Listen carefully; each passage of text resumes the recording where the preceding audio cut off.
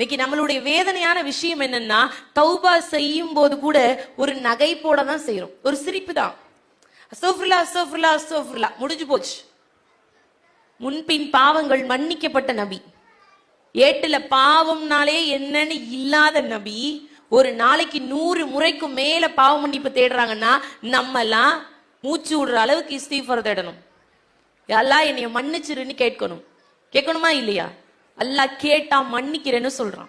சகோதரிகளே, என் பிள்ளை ஒரு தப்பு பண்ணுது அப்படின்னா, 2 தடவை அதே தப்ப பண்ணுச்சுன்னா, என் கணவர்கிட்ட பேசும்போது நான் சொல்லக்கூடிய வார்த்தை, எல்லோரும் பயன்படுத்தக்கூடிய வார்த்தை, உங்க பிள்ளை என்ன தப்பு பண்ணுச்சு தெரியுமா, அப்படித்தான் ஆரம்பிப்போம். என் பிள்ளை தப்பு பண்ணுச்சுன்னு சொல்லவே மாட்டோம். உங்க பிள்ளை பண்ண தப்பு என்ன தெரியுமான்னு தான் ஆரம்பிப்போம். ஆனா அல்லாஹ் என்ன தெரியுமா சொல்றான், நீ எவ்வளோ பாவம் பண்ணாலும் என் அடிமைதான். குல் யா இபாதியல்லதீன அஸ்ரஃபு லா தக்னது மிர் ரஹ்மத்தில்லாஹ், எனக்கு தனக்குத்தானே வரம்பி மீறி கொண்ட என்னுடைய அடியார்களே, அல்லாஹ்வினுடைய ரஹ்மத்திலிருந்து நீங்க நம்பிக்கை இழக்காதீங்கன்னு சொல்றான்.